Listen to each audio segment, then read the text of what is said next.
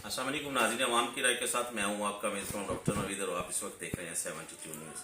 आइए आपकी मुलाकात करवाते हैं असलम अली साहब के साथ, जो कि सदर है सुप्रीम अंजुमन ताजरान सिटी के, और इनसे मिलते हैं। और सबसे पहले इनसे ये पूछते हैं कि इस वक्त जो महंगाई का तनासब है, ख़ासतौर पर जब से PTI की हुकूमत है, ये महंगाई का एक तूफान सा बरपा है, लोग खुदकुशियों पर मजबूर है और ख़ासतौर पर बच्चे सेल आउट कर रहे हैं। और सबसे बड़ी बात यह है कि पार्लियामेंट हाउस के सामने जहाँ पे हमारे वज़ीर आज़म साहब तशरीफ़ लाते हैं, बैठते हैं, 15 लाख रुपए का बच्चा, 20 लाख रुपए की बच्ची, इस तरह के हालात हैं। पेट्रोल दिन ब दिन हर 15 दिन के बाद महंगा होता जा रहा है। और ख़ास तौर पे हमारा FPR जो इस वक्त एक रिकॉर्ड याफ्ता है कि टैक्स बहुत ज़्यादा इकट्ठा हुआ है जी पाकिस्तान की तारीख में, लेकिन अभी तक किसी को कोई सब्सिडी नहीं दी गई।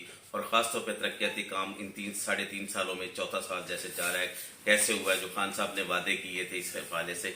आइए आपकी मुलाकात करवाते हैं असलम अली साहब के साथ। अस्सलाम वालेकुम सर। जी वालेकुम अस्सलाम। कैसे हैं सर आप? ठीक हैं अल्हम्दुलिल्लाह। सर, सबसे पाकिस्तान का मेन इशू ये तो है आलमी मंडी का इशू, लेकिन पाकिस्तान में महंगाई हद से ज्यादा बढ़ गई है। देखिए, अगर आप 3-3.5 साल पीछे चले जाएं सर, तो नून लीग का टर्नओवर था कि 145 रुपए में था, अब 420 रुपए में, 380 रुपए में मिल रहा है। चीनी के रेट्स देख ले, आम अशिया जो रोजमर्रा की हमारी जिंदगी में है, जो गरीब आदमी के लिए है, महंगाई में इतना तूफान सा बरपा है। पेट्रोल देख लें आप, बिजली की कीमतों में देख लें, टैक्स दिन पर दिन लगाया जा रहा है, लेकिन सहूलियात कोई किसी किस्म की नहीं है। सबसे पहले तो जी आपका शुक्रिया कि आपने मुझे मौका दिया। बात यह है जी कि मुझे कम अज कम 30 साल हो गए हैं ताजर सियासत करते हुए, और मैंने गुज़श्ता 3 सालों में जिस किस्म के हालात देखे हैं वो पिछले 27 साल में नहीं देखे थे। कोई कंट्रोल नहीं है किसी चीज़ पर भी। जिस तरह आपने अपने इब्तदाई में कहा है कि यहाँ पे हर चीज़ ऐसे लगती है जैसे खुदा के करने से ही चल रही है। इनका हुकूमत का कोई ना इसमें कोई किरदार है, ना कोई क्रेडिट इसको देना चाहिए। जिस तरह आपने कहा कि घी, चीनी, आटा, दालें, हत्ता के जो हमारी कंस्ट्रक्शन के मुतल्लिका जो अशियाएँ थी, जिसका बड़ा ही जिक्र किया हमारे वज़ीर आज़म साहब ने, प्राइम मिनिस्टर साहब ने अपनी इब्तदाई तकरीरों में, कि हमारी कंस्ट्रक्शन इंडस्ट्री चल पड़ेगी तो वो हमारी फैक्ट्रियाँ चल जाएंगी, बहुत सारा रोज़गार मिलेगा, फलां होगा। उसमें आप सरिये को देख लें, सीमेंट को देख लें, रेत बजरी को देख लें, उसके रेट किस तवातर के साथ बढ़े हैं कि लोगों को लिए अपनी छत जो है बनानी वो भी मुश्किल हो गई है। खाना वो सवाल ही पैदा नहीं होता। जिस तरह शायद उसके रेट बढ़े हैं, अद्वियात के रेट 700 गुना बढ़ गए हैं। लोगों की रोटी पूरी नहीं होती, बीमार के लिए दवाई जो है वो अल्लाह की सुपुर्द हो गया। सेहत कार्ड के नाम पे एक ऐसा बड़ा धोखा देना इन्होंने शुरू किया हुआ है जिसका हिसाब कोई नहीं। 10 लाख रुपए आपकी जेब में। हाँ, रोटी मेरे पास खाने को नहीं है। हमने तो एक तजवीज दी थी कि इसको बिजली के बिलों में से भाई में नहा करते हर महीने एक बंदे के लिए। जिस बंदे की 22-23 हजार, 20 हजार, 25 हजार सैलरी है, उसका 4,000 रुपये तो मकान का किराया कम अज कम है, 4,000 का बिजली का बिल है।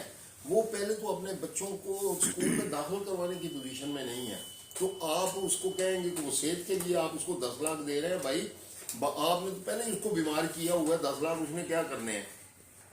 ये इनका कोई किसी किस्म का सर कंट्रोल नहीं है। और ऊपर से जो FPR का करप्ट टोला है वो 22,000 लोग हैं, और अगर वो 22,000 लोगों के असासों की छानबीन की जाए तो मैं पूरे वसूल से कहता हूँ कि हमारे पूरे पाकिस्तान का जो कर्जा है ना वो 22,000 लोगों की वजह से उतर सकता है। ये हमारे हालात हैं। ताजर जो है, हम लोग एक दूसरे की, जो हम पंजाबी में कहते हैं ना, रास खा रहे हैं। हमारा कैपिटल दिन ब दिन कम हो रहा है, हम एक दूसरे की रकमें खा रहे हैं, हम रोज़ के रोज़ दिवालिया हो रहे हैं, और कारोबार का वॉल्यूम हमारा 20% रह गया है इन 3 सालों में। और हमारी सूरत हाल ये है कि आपको बाज़ारों में रश बाज़ार ऐसे नज़र आएगा जैसे बहुत ज़्यादा काम हो रहा है। किसी दुकान पे आपको गाहक नज़र नहीं आएगा। मोटरसाइकिलों की दी जाती है मिसाल, इतने लाख मोटरसाइकिल बिक गए, इतने ट्रैक्टर बिक गए, गाड़ियाँ बहुत बिक रही हैं। भाई मैंने गाड़ियों को क्या करना है जब मेरी अवाम में, जिस तरह आपने कहा कि बच्चे लोग बेच रहे हैं, खुदकुशियाँ कर रहे हैं। सर, ऑन द रिकॉर्ड बातें हैं, मैंने जो 4 बच्चों के साथ नहर में छलांगे लगा रहे हैं और अपने बच्चों को जला रहे हैं गुर्बत की वजह से। हालात को देखने की ज़रूरत है, अपनी लाइन और लेंथ को ठीक करने की ज़रूरत है। हमने सारा कुछ मलबा जो है पिछले 500 में डाल के 3 साल गुजार लिए। अब हम कुछ करें, हमें कुछ करना चाहिए हमारी हुकूमत को। सर करप्शन में तो हम कितने नंबर पे आ गए? करप्शन तो पीटीआई की हुकूमत में सबसे ज्यादा हुई। 140 में चोर तो हम नवाज शरीफ और जरदारी को कह रहे हैं, एनआरओ तो उनको नहीं दूंगा, खान साहब तो वो फरमा रहे हैं, लेकिन करप्शन अपने वुजरा में देखने, खान साहब ने 16 लाख रुपए टैक्स दिया, अब 96 लाख रुपए टैक्स दिया। इसका मतलब है खान साहब के असासे खुद भी बढ़े, हाँ, इसीलिए 96 लाख रुपए टैक्स हुआ ना। क्या कारोबार किया कोई पता नहीं है। पता नहीं। 3 साल में करप्शन का रेट कम से कम 500 गुना बढ़ा है। हमारा तो रोज वास्ता पड़ता जी जी है बिल्कुल, इदारों से। ऐसे ही ऐसे हमने देखा है कि पहले भी रिश्वत कभी किसी दौर में कम मतलब खत्म नहीं हुई, खत्म नहीं। पहले कम थी, अब बहुत ज्यादा हो गई है।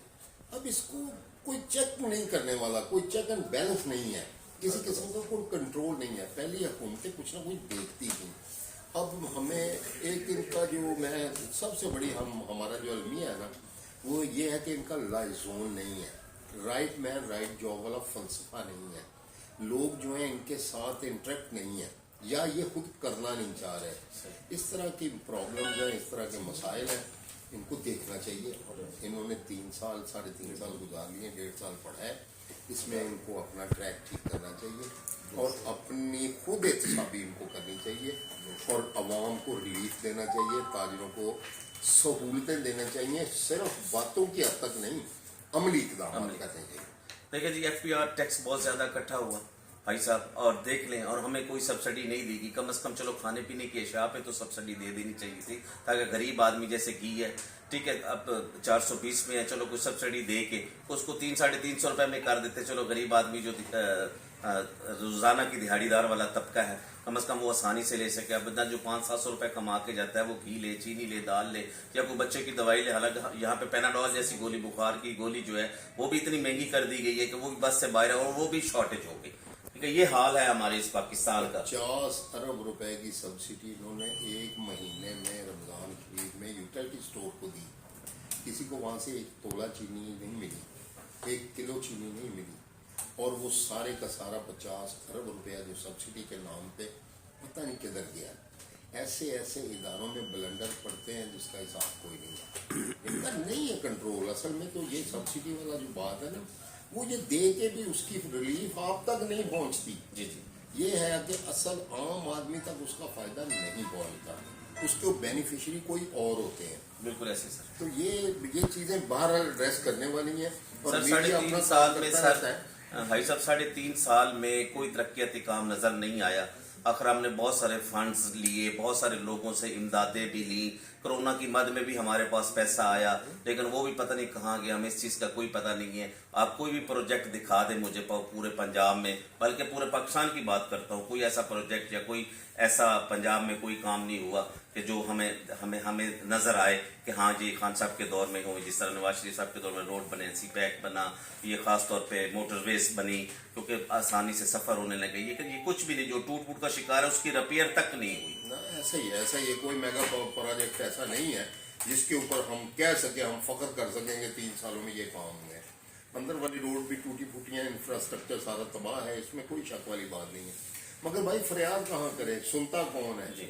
यही तो मैं गुजारिश कर रहा हूँ कि अब इनको देखना चाहिए, सोचना चाहिए, इनको अपने आप पे नजर दौड़ानी चाहिए, अपनी खुद एहतसाबी करनी चाहिए, लोगों को रिलीफ देना चाहिए, जो कि ये 3.5 सालों में मुकम्मल तौर पर इसमें नाकाम रहे। लास्ट पे क्या कहेंगे इस वक्त हुकूमत पाकिस्तान खास साहब, हमारे खान साहब धमकियाँ तो बड़ी लगाते हैं जी, अगर मैं हुकूमत में नहीं रहूँगा जी, क्योंकि पीडीएम एक तैयारी कर रही है तरीके में तमाद की। बिलावल भुट्टो जरदारी साहब वहाँ 27 फरवरी को लेके आ रहे हैं इस्लामाबाद के लिए। 23 मार्च को वैसे मौलाना फजल रहमान ने भी धरने का ऐलान किया हुआ है। इस सारी सिचुएशन में खान साहब ऊपर से धमकियाँ लगाते हैं कि अगर मैं हुकूमत में नहीं रहूँगा, बैर आ जाऊँगा, तो मैं और ज्यादा खतरनाक साबित होऊंगा। क्या ये हमारे चीफ ऑफ आर्मी स्टाफ या हमारे ISI, ये जितने भी हमारे सरबराह हैं, ये बड़े बड़े लोग हैं, ये इस चीज को नहीं देख रहे?